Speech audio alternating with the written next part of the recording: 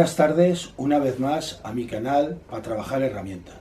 Aprovechando que días atrás ya colgué un vídeo sobre los cuchillos de campo que se podían utilizar como cuchillos militares y los cuchillos militares que se podían utilizar como cuchillos de campo, recordar que estuvimos hablando de los cuchillos Randall y estuvimos enseñando un cuchillo bastante operativo de los momentos actuales.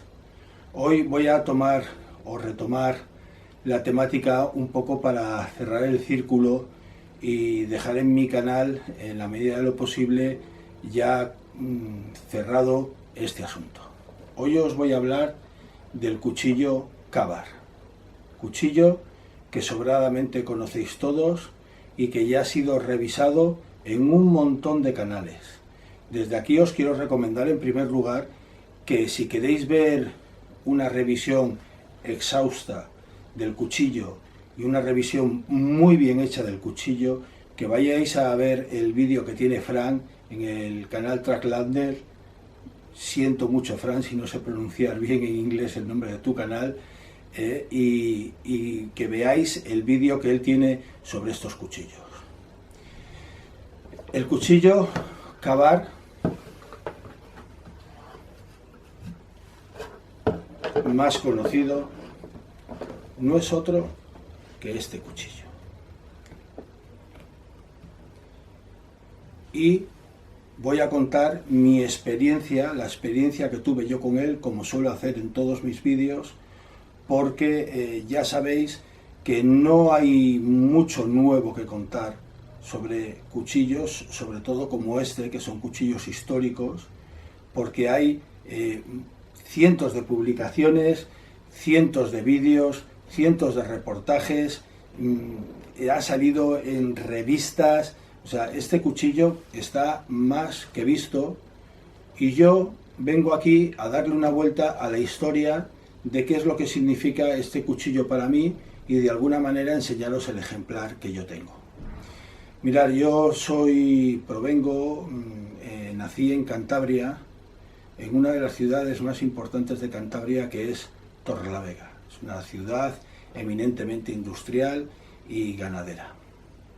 Y cuando yo era pequeño, lejos de ver el posible cuchillo que tuviera mi padre o la posible navaja multiusos que tenía mi padre, que de hecho las tenía porque practicaba el aire libre y el montañismo, el primer cuchillo que yo recuerdo, que yo tengo conciencia de haberlo visto, de haberlo tenido en las manos y que me impresionó ciertamente muchísimo, hombre, fijaros a un niño pequeño, fue este cuchillo. Resulta que en Torrelavega había una fábrica de neumáticos muy conocida, que era la General, donde se fabricaba también el conocido pegamento Supergen de la época. Y la General, según a mí me explicaron, a ver, puedo dar algún dato que no sea muy del todo correcto, y si es así, ruego que me disculpéis, porque estoy hablando de memoria y de recuerdos infantiles y juveniles, ¿de acuerdo? Entonces ya me pongo un poco la tirita antes que el corte, porque me he dado cuenta que en esto de las redes sociales pues siempre hay gente que observa muy meticulosamente los vídeos y al mínimo desliz o comentario fuera del lugar que tienes, pues se enfadan o se molestan un poco y te lo hacen saber luego en el cajón de comentarios, ¿no? Entonces yo estoy abierto, por supuesto, a todas las correcciones que se me tengan que hacer. Pero de antemano prefiero disculparme. Mirad, iba en que en Torrelavega había una fábrica de neumáticos muy conocida, como os he dicho, que se llamaba La General, que también fabricaba, que a lo mejor es lo que más gente de mi generación podéis recordar, el famoso pegamento Supergen. El famoso pegamento Supergen, en sus orígenes, al principio de mis recuerdos, en los años 60, en los años 70, tú girabas el bote, la caja del bote de pegamento y ponía fabricado en Torrelavega, Santander, porque todavía se ponía Torrelavega, Santander, no Torrelavega, Cantabria. Estamos hablando de aquellos años. Resulta que la General no siempre fue la General. sino que la General anteriormente se llamó la Continental. Resulta que en Torrelavega, a principios de siglo, no sé decir exactamente las fechas, se abrió una fábrica para cámaras de neumáticos. Los neumáticos de hoy en día ya no usan cámaras, pero hay muchos que los recordaréis, de las cámaras de los neumáticos, ¿vale? Y esa primera fábrica que se abrió, que no recuerdo muy bien el nombre, era algo de gomas, pero no recuerdo muy bien el nombre, se ve que quebró, ¿vale? Y llegaron los alemanes y compraron esa fábrica. Y relanzaron al mercado su producto de venta de neumáticos, ¿vale? De cámaras de neumáticos fabricados en la Continental de Torrelavega. La fábrica pasó a llamarse la Continental. Y empezaron a fabricarse cámaras de neumáticos en Torrelavega, y creo que neumáticos también. ¿Qué ocurre? Ocurre que estaremos hablando a lo mejor de que la Continental se establece en Torrelavega pues sobre el año 33, el año 34, no lo sé, pero tampoco creo que sea muy importante, ¿vale? El año 33, el año 34, el año 35, la Continental compra las instalaciones de aquella antigua fábrica que no funcionó bien y se instala en Torrelavega.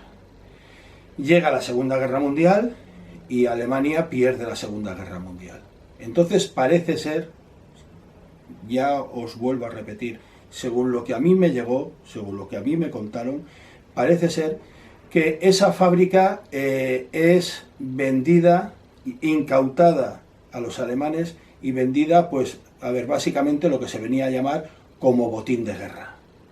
Se ve que el gobierno americano de alguna manera le reclamó al gobierno español que para cubrir los gastos de guerra, ellos eran los vencedores, pues que aquí en España se le confiscara a los alemanes los bienes que tuvieran para hacer frente a esas deudas que había ocasionado la guerra, ¿no?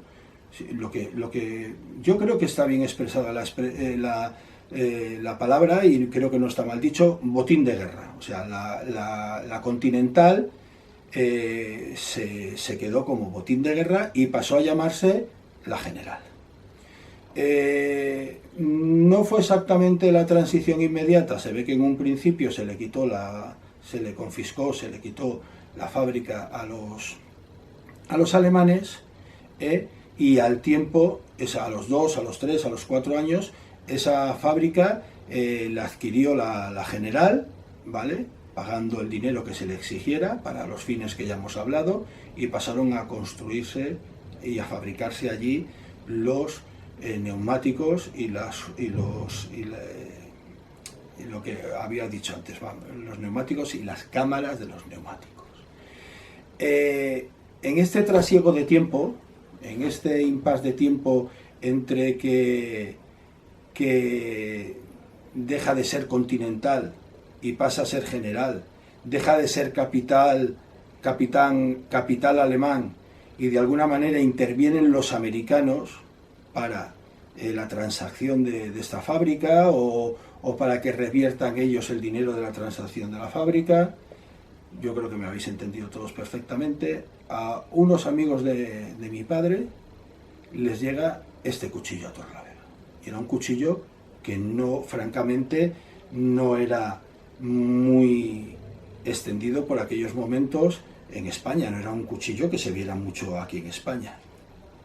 Yo recuerdo que no era exactamente así, que era con la empuñadura de color negro, y la funda, si no era negra, desde luego era de un marrón bastante más oscuro, que puede ser que estuviera envejecida. Parece ser que fue un regalo de un norteamericano que llegó a Torrelavega y tuvo ese detalle, tuvo ese gesto, quiso tener, por lo que fuera, ese halago hacia la persona que yo recuerdo que tenía el cuchillo, y le regaló pues algo que pensaba que era muy preciado, y que de hecho debía de ser muy preciado, porque era uno de los auténticos cuchillos, recuerdo que era uno de los auténticos Ka-Bar, que había estado en la Segunda Guerra Mundial, y este norteamericano que había caído en Torrelavega o que había pasado por Torrelavega, por todas estas circunstancias que os acabo de contar, no sé en qué momento determinado, pues le regaló como presente a esta persona, a esta familia, el cuchillo. Yo recuerdo extasiado la primera vez que se me dejó, por supuesto enfundado, se me enseñó, y enfundado se me dejó coger el cuchillo y se me dejó tenerlo en las manos, claro. Era un niño, y estas cosas impresionan mucho, ¿vale? Al correr de los años, por circunstancias de la vida, mi padre le cambian de destino y acabamos aquí en la capital del Turia, en Valencia, y a mí este cuchillo pues siempre se me había quedado en mi memoria. Un día, cuando salgo del cuartel en el que yo estaba destinado como cabo primero, y voy andando hacia mi casa, en el recorrido de mi casa había una conocida armería, que hoy en día ya no existe, en la Plaza de los Patos de Valencia había una conocida armería, y me quedo totalmente asombrado ante el escaparate, porque veo exactamente el que tenéis aquí delante, veo este Kavar en el escaparate de aquella armería. Entré inmediatamente a preguntar cuál era el precio que tenía, y rondaba en las 10.000 pesetas. Más concretamente, creo que conservo el precio todavía aquí, 9.500 pesetas. 9.500 pesetas rodeaban, se acercaba mucho a las 10.000 pesetas. Yo recuerdo perfectamente, fijaros lo que se le puede llegar a apreciar a un cuchillo, ¿no? O el cariño que se le puede llegar a coger, que yo por aquel entonces, como cabo primero, cobraba 80.000 pesetas. O sea, que un cuchillo de 10.000 pesetas era una parte importante de la soldada de aquel mes. Pero bueno, eran otras épocas.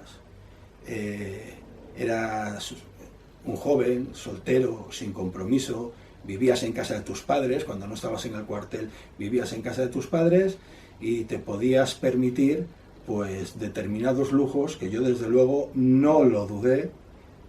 Aquel día me fui a mi casa sin él, seguí caminando a mi casa porque tenía mucho la costumbre de ir caminando a mi casa.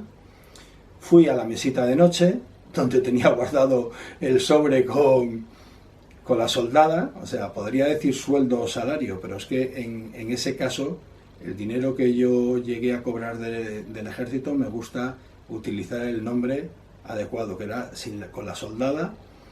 Y al día siguiente, cuando volvía otra vez de regreso, pues me compré el cuchillo, me compré el famoso cuchillo, y es este que veis aquí, y que posteriormente os haré una revisión. Yo sé que muchos conocemos las cajas de los actuales Kavar, que ahora la vamos a ver, pero bueno, esta era la caja en la que se vendía por aquellos años, o la que se comercializaba por aquellos años. Es para mí muy bonita, está los planos de cómo se fabricaba el cuchillo, los planos de fabricación del cuchillo, lo cual me vuelve a llevar un poco a la historia, porque hace poco me enteré de que este cuchillo, después de la Segunda Guerra Mundial y pasados los años, se dejó de fabricar, y que la empresa, en fin, perdió un poco de fuerza y de fama, hasta que se recuperó, la compró alguien, se recuperó, y se decidió en un determinado aniversario volver a sacar otra vez el cuchillo, y tuvo mucho que ver en ello, por lo visto, que aparecieron los planos de diseño original del mismo. Se ve que la empresa que compró la Kavar acudió incluso a sus trabajadores veteranos, ¿de acuerdo? Y dijeron cómo se fabricaba en su día, los trabajadores que en su día, durante la Segunda Guerra Mundial, habían estado en la fábrica, y volvieron a fabricar este cuchillo porque, por supuesto, por supuesto, y con gran éxito y hasta nuestros días lo volvieron a fabricar, porque por supuesto este mío no es un cuchillo original, pertenece a uno de esos que posteriormente, tras 30 y tantos años de no haberse fabricado, se volvieron a fabricar. Yo me había informado y había leído por aquel entonces del cuchillo, porque yo desde pequeño me había quedado muy prendado de este cuchillo, y me enteré pues de la historia del cuchillo, pues que en un principio era de una compañía que fabricaba cuchillos de caza, pues muy similar a lo que hablamos el otro día, ¿no? Y se ve que la historia yo creo que la conocéis todos, hubo un trampero, un pionero que vivía en el norte de los Estados Unidos, y se ve que tuvo un encontronazo con un oso. Parece ser que hizo con poca fortuna utilización de su arma de fuego. El arma de fuego no quiso disparar una segunda vez. Esto puede parecer una cosa muy rara, pero aún hoy en día yo tengo testimonios de gente que han tenido accidentes cazando con jabalí por no poder realizar ese segundo disparo, ¿vale? Se ve que el trampero no pudo realizar el segundo disparo y se tuvo que defender con el cuchillo. Se tuvo que defender con el cuchillo de aquellos originales que fabricaba la empresa original de Ka-Bar. Se ve que salió tentándose la chaqueta, como solemos decir aquí en España, o tentándose la camisa, pero se ve que consiguió salir airoso de aquel enfrentamiento con el oso. Era un hombre pues que tendría la cultura que tendría, y decidió, eso sí, ser muy agradecido. Yo ya lo había leído, pero me lo ha recordado, esta anécdota me la ha acordado Frank en el canal Tracklander. Les mandó la piel a la fábrica y les mandó una carta diciéndole lo que le había sucedido y que estaba muy agradecido, pero se ve que la carta era un poco difícil de entender, era un poco ilegible entre el papel de la época, probablemente la poca cultura que tendría el trampero y las faltas de ortografía. Pues yo no sé hablar inglés, no me manejo con el inglés, pero se ve que en una pirueta lingüística puso Ka-Bar diciendo que matar al oso, ¿vale? Y a los dueños de la fábrica les hizo tanta gracia esto, que fue lo que consiguieron entender que quería decir el hombre Ka-Bar, matar al oso, ¿vale? Y registraron el nombre y empezaron a fabricar los cuchillos con ese nombre. ¿Qué más quiere un joven que el cuchillo que han visto de pequeños en su infancia, que se han quedado prendados de él, que se lo han dejado tener en la mano, que ha oído contar aquellas historias de fábricas que pasaban de mano, de botines de guerra, de un norteamericano que llegó por Torrelavega, no sé con qué relación exactamente de la venta de esta fábrica, y que le regala como presente, de repente enterarse de la historia de cómo se había iniciado el nombre de este cuchillo, de cómo se había creado. Bueno, era una historia fantástica, Y si le sumas a que sabes que durante la Segunda Guerra Mundial se utilizó en la Guerra del Pacífico, nunca estuvo en escenarios europeos, ¿vale? Porque a los primeros que se les dotó este cuchillo, ¿vale?, como arma blanca reglamentaria fue a los marines. Y aunque parece ser que en escenarios bélicos europeos hubo marines como observadores o como asesores, hasta las batallas del Pacífico no aparecieron los Ka-Bar, porque era el cuchillo que se le había dado a la infantería de marina norteamericana. Hay muchas fotos, muchísimas, a ver si soy capaz de recuperaros, aunque solo sea una, en la que se ve a los infantes de marina norteamericanos llevándolos, ¿vale? Hay otra polémica, porque me gusta contarlo, la famosa foto de Iwo Jima en la que los soldados, creo que son 4 o 5 infantes de marina y un soldado médico, están levantando la bandera, esa foto que todos conocemos, que ha tenido también mucha polémica en sí la foto, porque decían que si estaba más preparada, que si estaba menos preparada, que si el autor, etcétera, etcétera. Se ve perfectamente al segundo soldado de la izquierda, ¿vale?, mirando de izquierda a derecha, que lleva colgado del ceñidor lo que durante mucho tiempo se dijo que era un cábar.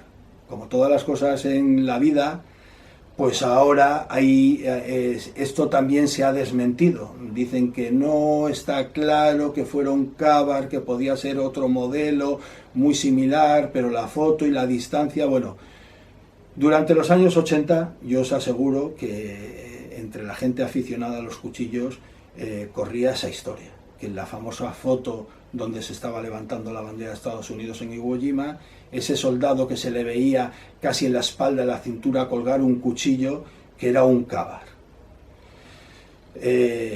Hoy en día ya no puedo poner esta historia en firme, porque os digo que hay mucha controversia, tanto con la fotografía como con si el cuchillo era realmente un cábar o no. Pero así, de esta manera, es la historia que a mí me llevó a este cuchillo. Esta es mi historia de este cuchillo.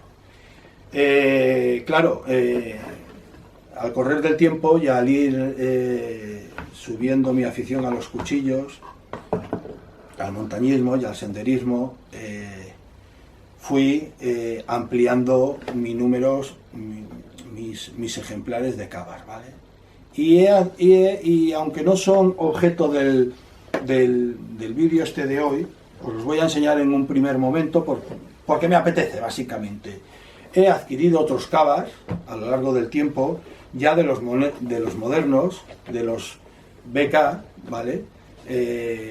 La historia no la voy a explicar ahora, porque ya digo que no es objeto de este vídeo, simplemente me apetece enseñaroslo y adelantaros que en su día pues haré unas revisiones de estos cuchillos, ¿vale? Y es el cábar BK2, ¿vale? Con sus cajas actuales, y el otro cábar con el que me hice fue una rareza que, como todas las rarezas, es amada y es odiada, levanta pasiones para bien y levanta pasiones para mal, que es el BK3. Esperar que retire un momento las cajas. Esto lo voy a hacer muy rápido porque no es el objeto del día de hoy. El BK2, ¿vale? Yo creo que lo conocéis todos. Son cuchillos que encajan tan perfectamente en la funda que es difícil de sacar. El BK2, yo creo que lo conocéis todos. Y este otro, que ya os digo, más difícil de sacar aún de la funda, que levanta pasiones para bien y para mal, que yo creo que es la herramienta más polivalente para los preparacionistas, ¿vale?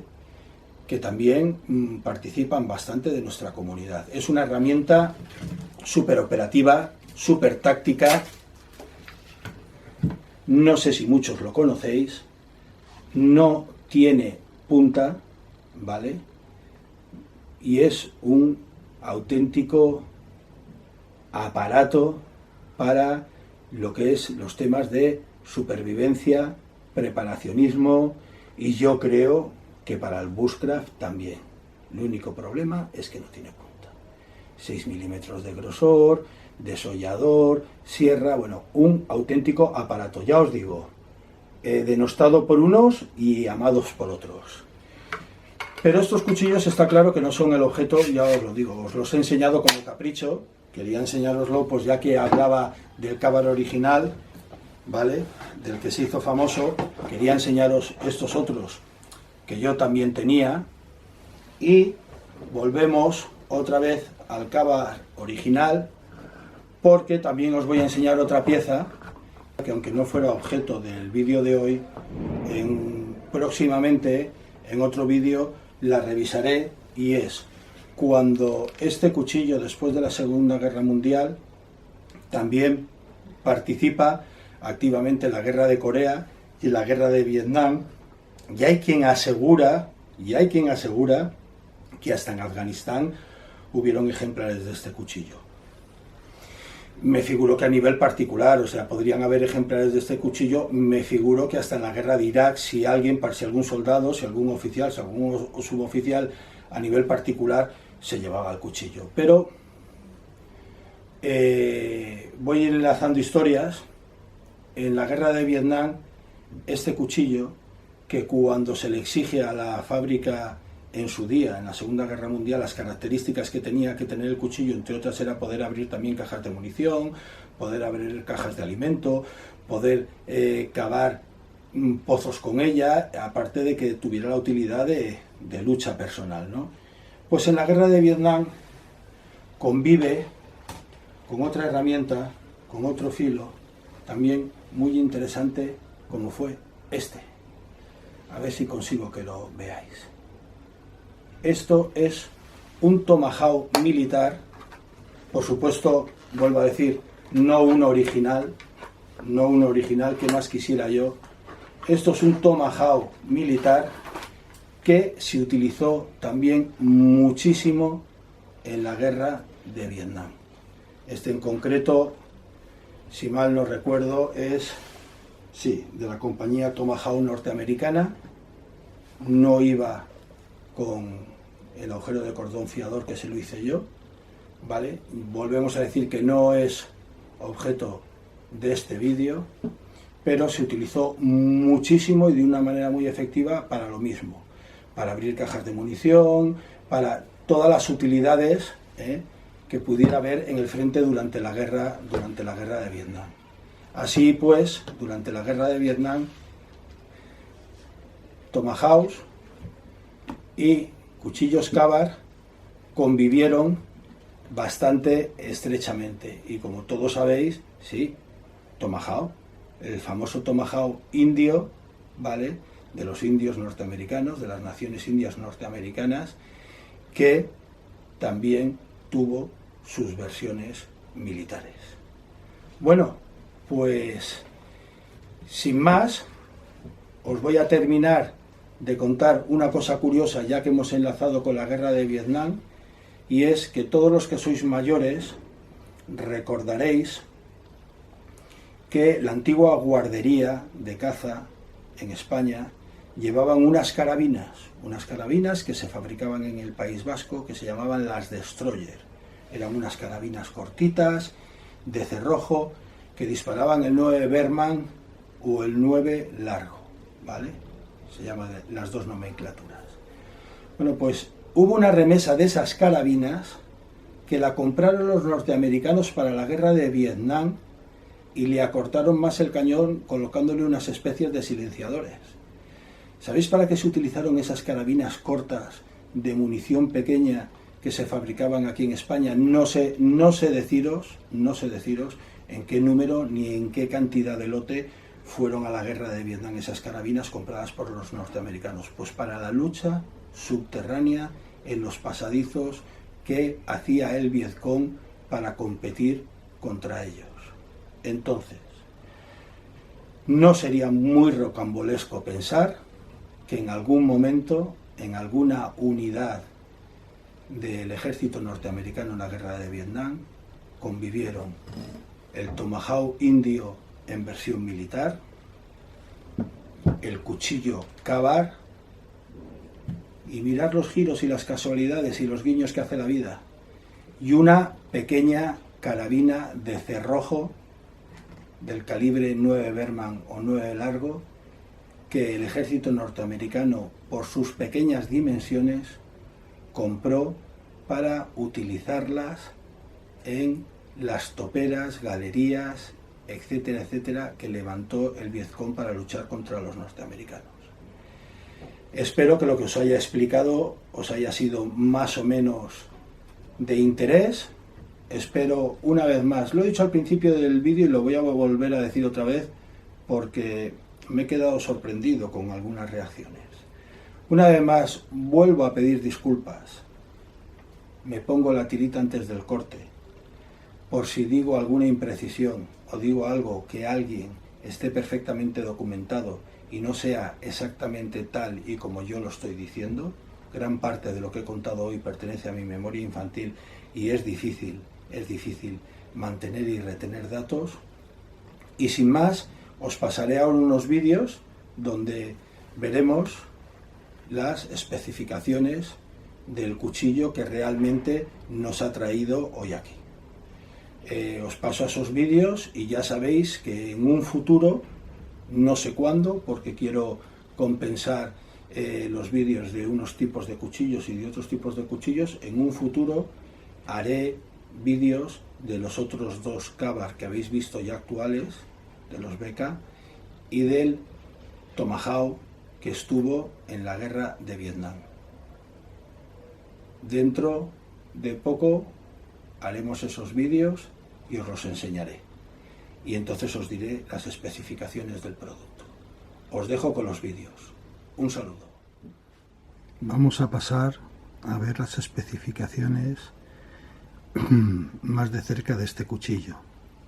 Mirad, una de las cosas que creo que a algunos os va a llamar la atención ver es que en los años 90 esta casa no utilizaba las cajas actuales a las que estamos acostumbrados que utiliza la casa Ka-Bar.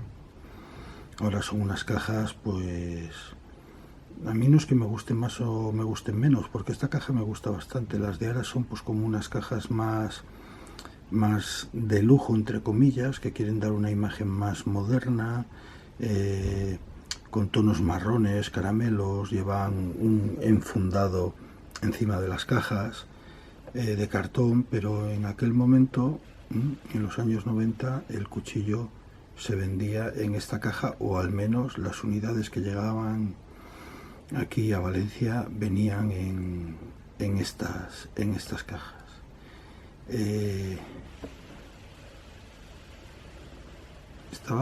Estaba curiosa, estaba bonita. La caja estaba basada un poco pues como en el plano, de acuerdo, en el plano del cuchillo, en el que se había diseñado el cuchillo, ¿vale? Y en el lateral pues ya aparecía el código de barras con más medidas del cuchillo. Y una cosa que me ha llamado mucho la atención, que yo os he comentado antes, a ver si soy capaz de enseñaros el precio que me costó el cuchillo. Estamos hablando de pesetas, 9.500 pesetas, o sea, casi 10.000 pesetas, que en fin, para el sueldo que yo tenía en la época, que era de 80.000 pesetas, era un gran esfuerzo económico, pero bueno, eran otras épocas y yo tenía muchas ganas de tener este cuchillo por los recuerdos de infancia que os he comentado, y hice el sacrificio y el esfuerzo de comprármelo.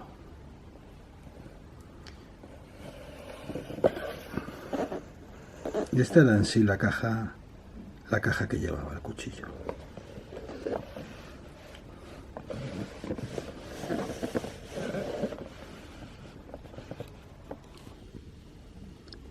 Muchas veces tengo que sacrificar el que se vea la pieza entera por la calidad de la imagen, porque por lo menos intento enseñaros lo más detalladamente posible las piezas. Abrías la caja, estaba el cuchillo llevaba como una pequeña hoja de papel o algo así, en la que iba el cuchillo, la hoja, y luego iba el cuchillo. El cuchillo ya lo habéis visto todos sobradamente y un montón de veces. Me gustaría enseñaros, para los que no tengáis el cuchillo, no lo hayáis tenido en las manos, una de las cosas más características que tenía la funda, que era sobre la funda pues el repujado o el troquelado de la marca del cuchillo. No sé hasta cuánto me permitiría el zoom.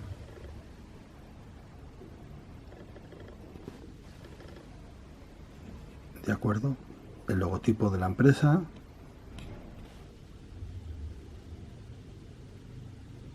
Y era una funda, pues como veis, cosida, con un agujero para la pernera,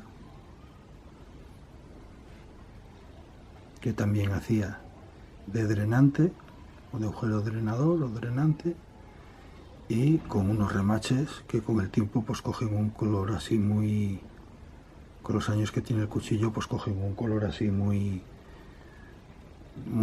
antiguo, muy curioso. La piel de buena calidad. Y voy a intentar apartar otra vez el zoom y voy a sacar el cuchillo.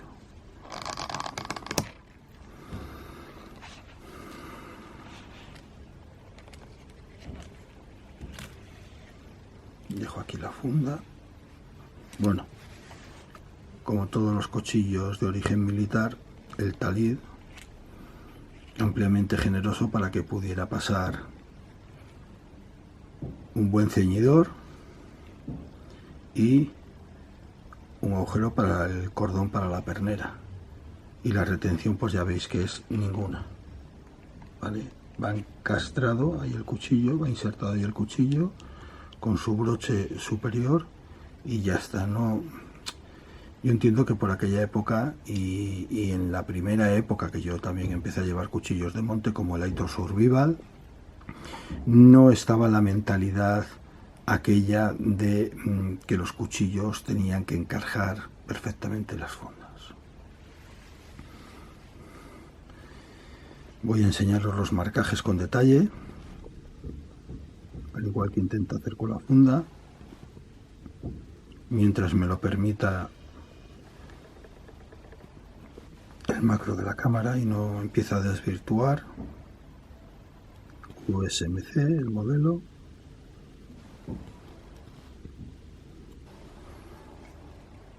Y los punzones de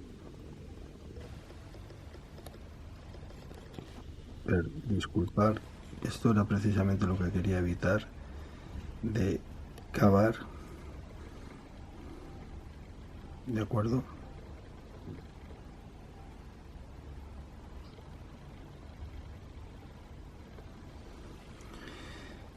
Se puede ver bien el detalle de la empuñadura, que ya hemos explicado que son de aros de cuero, tan prensados que cuesta trabajo encontrar la unión de uno con el otro.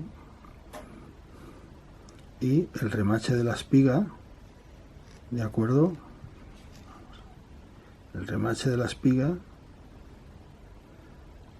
que sujeta, como bien acabo de decir, la espiga del cuchillo y presiona todos los aros de cuero para que se mantengan prietos, ¿de acuerdo?, en el mango del cuchillo. La guarda, como es conocido en todos estos cuchillos, no es una cosa nada esmerada. Su única función es, y la hace de sobra, que la mano no vaya más adelante de lo que tendría que ir. Pavonado en negro para evitar los reflejos que delataran al soldado, al marine, al operador que llevaba el cuchillo, delataran su posición. Hoja en clip point y un microbisel extremadamente afilado, pero extremadamente afilado.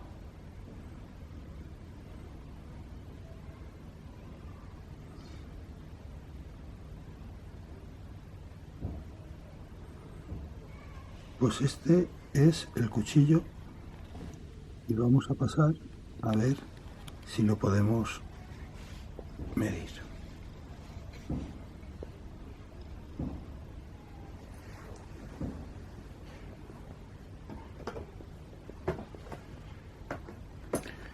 Cogemos el metro Bushcraft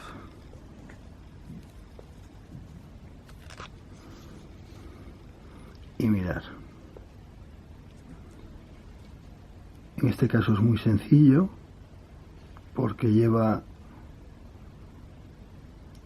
la raya justamente hasta la guarda y la hoja mide 18 centímetros. 18 centímetros que de filo útil serían unos 16,5 centímetros sería de filo útil. El total del cuchillo me diría pues 30 centímetros generosos. Yo casi diría que 30,5, ¿vale? Yo casi diría que 30,5. Y la empuñadura del cuchillo vemos que está sobre los 12,5, no llega a 13. 12,5 centímetros, 12,5 centímetros, no llega a 13 centímetros. Una cosa a destacar en la hoja de este cuchillo, y es que como era un cuchillo de combate, que una de sus funciones tenía que ser la de lucha, se buscó un cuchillo polivalente que pudiera abrir también latas. Creo que fueron, ya ha explicado el compañero Fran, que los parámetros que marcaron en el concurso de lo que tendría que llevar el cuchillo, entre otras cosas, lo que decían era que tenían que servir para abrir latas, pero no solo latas de comida, latas de municiones, abrir cajas de madera, etcétera, pero era eminentemente un cuchillo de combate, un cuchillo de lucha. Entonces lleva su sangradera, leve, pero lleva su sangradera, ¿vale? Sobre esto de la sangradera hay muchas leyendas negras, ¿vale? Dicen que es para que entre oxígeno dentro del cuerpo y se produzca una infección. Dicen que es para que no permita que se haga el vacío en el momento que se introduce en un cuerpo, que no se haga el vacío y cierre sobre el cuchillo y cueste sacarlo hacia afuera, o sea que haga una especie de drenado de aire hacia el interior y que no se cierre toda la piel sobre el cuchillo. Bueno, se habla mucho de las utilidades en este sentido de las sangraderas, todas ellas bastante desagradables. Y una cosa muy importante del contrafilo, es decir, que el contrafilo, en este caso, no sé si voy a ser capaz de enseñároslo, yo creo que sí, que ahí, a ver, sí, el contrafilo sí que va afilado, ¿vale? Sí que va afilado. A mí alguien en su día me dijo que estos contrafilos tan afilados llegaron a utilizarse tácticamente, de forma operativa, como filos de sacrificio. A mí me llamó mucho la atención la palabra y pregunté, a ver, ¿a qué os referís exactamente con filos de sacrificio? Y era para si había que hacer algún trabajo que se era consciente de que se iba a estropear la hoja, ¿vale? Se iba a mellar la hoja, se iba a estropear, hacerlos con esta parte del filo, ¿vale? De ahí la palabra filo de sacrificio, para que la hoja principal del cuchillo, pues preservarla lo máximo posible. Además de eso, obviamente, su labor es de penetración. Que el contrafilo vaya tan afilado es de tener una penetración pues importante, ¿de acuerdo? Otro detalle que se me escapaba de la empuñadura del cuchillo y de su remate al final para sujetar la espiga, ¿de acuerdo? Y todo el conjunto de aros de cuero que hacen el mango del cuchillo es... Os he empezado a grabar el vídeo desde cero, o sea, he hecho un corte, he cambiado de plano para conseguirlo enfocar antes de enseñároslos. Es el pasador que veis justamente aquí, ¿vale? En esta zona, que era mediante el cual, ¿de acuerdo?, se fijaba el pomo a la espiga y que mantenía todo el conjunto sujeto. Muy similar a lo que, por ejemplo, pudimos ver en los Jungler King, ¿vale?, de Aitor, en el Jungler King 1, pero que en ese caso iba aquí, ¿vale? Se sujetaba el mango, la empuñadura del Jungler King, se sujetaba a la hoja por un pasador también de este estilo, de este tipo, pero si recordáis, en el Jungler King iba aquí. Mi fantástica balanza de precisión de importación, añado lo de importación porque a veces me mosquea un poco lo precisa que puede llegar a ser o no serlo. Como veis, marca que el cuchillo pesa 420 gramos con funda. Y vamos a pasar a ver lo que pesaría el solo sin la funda. Sin la funda, el cuchillo pesaría 315 gramos. Sin duda es un cuchillo, podríamos decir, pesado. Pero yo creo sinceramente que tiene el peso que se espera o que debe de tener por darle contundencia un cuchillo de combate, vamos, básicamente. Vamos a pasar a mirarle el ancho de pala con el calibre, porque a mí aquí se me cayó una leyenda negra. Yo siempre había oído decir que la hoja de este cuchillo era muy endeble, que era muy fina, que no tenía el grosor y la contundencia que se esperaba, y cuando por primera vez le metí el calibre o pie de rey, me llevé la sorpresa, a ver si sois capaces de verlo, ahí está, de que prácticamente no llega a 5 milímetros del grosor de pala, ¿vale? Tiene 4,5 largos de grosor de pala, lo que quiere decir que la pala del cuchillo, en fin, no, el grosor de pala no es nada despreciable. Si bien lo que se le puede decir es que por no ser full tan, que por tener espiga, ser de espiga oculta, con un pomo y remachado arriba, puede hacer más frágil el cuchillo o la hoja del cuchillo, no tiene nada que ver con decir que la hoja no es contundente y que no tiene un grosor específico, porque tenerlo lo tiene. Se hablaba mucho de la fragilidad cuando se empezó a poner más en boga o más de moda o en fin, o a utilizarse más, porque esto tampoco creo que sea una cuestión de moda, los cuchillos full tan, como garantía de que el cuchillo es más resistente, es más fuerte. Se hablaba también mucho de que también dependía, en este caso de este cuchillo, de la destreza de la persona que lo utilizaba.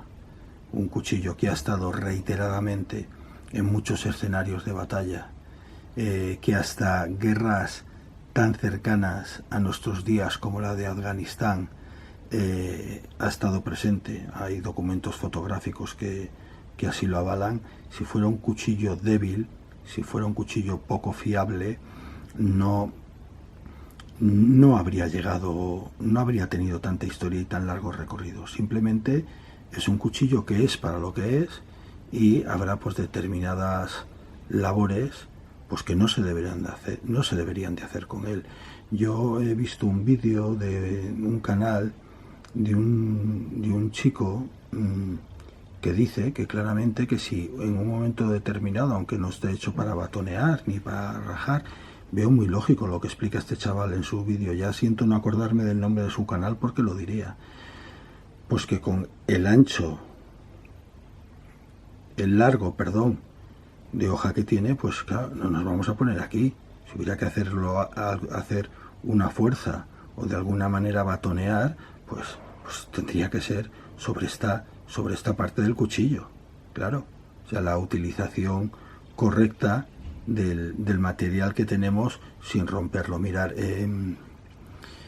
en los años 90 yo escuché a mucha gente que decía, y sobre todo gente del ámbito militar, no, si yo clavo mi cuchillo en un tronco de un árbol hasta todo lo que pueda, hasta la guarda y hasta el mango, y me subo encima del cuchillo y el cuchillo se parte, para mí ese no es un cuchillo válido. Pero yo no puedo estar más en total desacuerdo. Me parece una auténtica barbaridad. O sea, para que a ti un cuchillo te sea operativo y sea un cuchillo válido, tú me quieres decir que tienes que clavar en cualquier sitio el cuchillo hasta esta zona, ¿vale? Y utilizarlo de escalera para poner un pie encima y descansar todo tu cuerpo sobre el cuchillo. Si parte o tal, ya no es un cuchillo válido.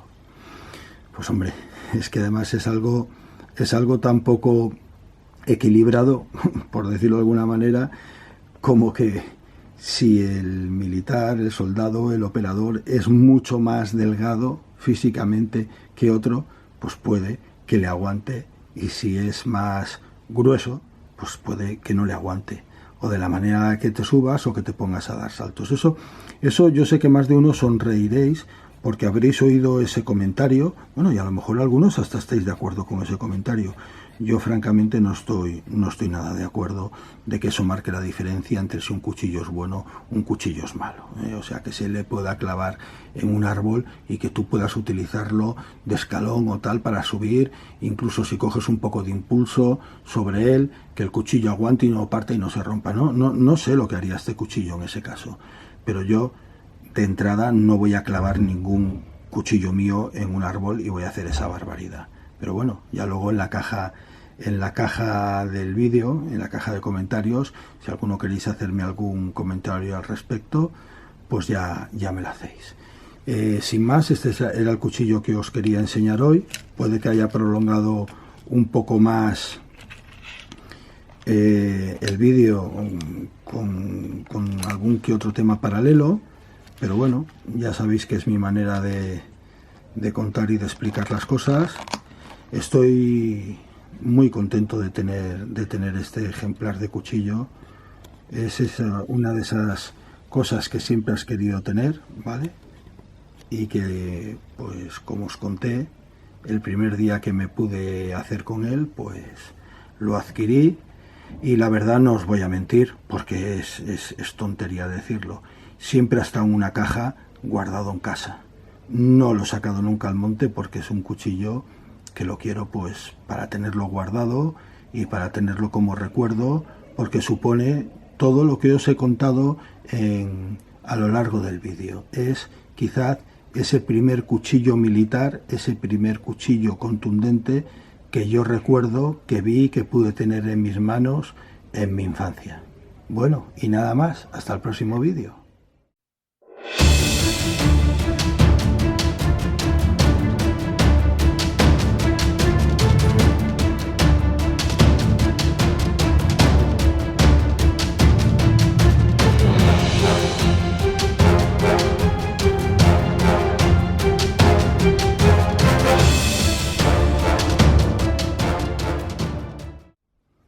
Bueno, perdonad, que aunque me había despedido, regreso. Voy a ver si alguien me puede echar una mano de la gente que visione mi canal. Por una rocambolesca historia, llega a mis manos este otro cuchillo, ¿vale? Que desconozco totalmente qué cuchillo puede ser y qué origen puede tener. La empuñadura es de cuero, exactamente igual que el cábar, de cuero de anillos de cuero prensados. Simplemente en este caso el remache fiador no va en un lateral, va aquí arriba, y por desgracia pues había sufrido bastante mal uso y alguien lo intentó restaurar pues de una manera poco adecuada y ha perdido todos los marcajes, ¿de acuerdo? No lleva ningún marcaje, incluso la punta pues se ve que fue bastante bastante maltratada. Mirad, el cuchillo en cuestión me dicen que probablemente era propiedad de un soldado inglés de la Segunda Guerra Mundial, ¿vale? Pero que no me saben decir muy bien si este cuchillo es original, no es original, de dónde apareció o no apareció. Son de esas cosas que hay familiares que las heredan y no le dan ningún valor, ninguna importancia, hasta el punto de que al final, como estaba cogiendo óxido, me la regalan, ¿de acuerdo? Mire, si os fijáis, la empuñadura tiene más o menos 10 centímetros, el cuchillo mide 25 centímetros, y es que no sé nada de él. Sé que es de estilo militar, que probablemente estará inspirado en el Ka-Bar por el mango que tiene, que está hecho de aros de cuero, como el Ka-Bar. Parece que tiene la espiga un poco más ancha incluso que la del Ka-Bar. No lleva ningún marcaje, pero yo creo que los marcajes, alguien intentó restaurar este cuchillo y lo que hizo fue pues estropearlo. Y la funda pues es también de cuero como la del Ka-Bar, una funda más pobre, ¿de acuerdo? Una funda de menos calidad y al parecer más artesana, y los remaches bastante más artesanos. Llego a pensar incluso que sea una copia mala, que no pertenezca a ningún cuchillo en concreto y que sea pues algo que alguien fabricó inspirado en, y realmente no sea ningún cuchillo en concreto. Pero voy a aprovechar este vídeo para luego al final del mismo poneros este pequeño cortito y a ver si alguien me puede arrojar algo de luz sobre este cuchillo. Quedaría muy agradecido. Ya os digo, parece ser que llegó a la familia que a mí me la ha regalado, porque tenían un antepasado que había luchado en las Fuerzas Armadas británicas en la Segunda Guerra Mundial. Muchas gracias y un saludo.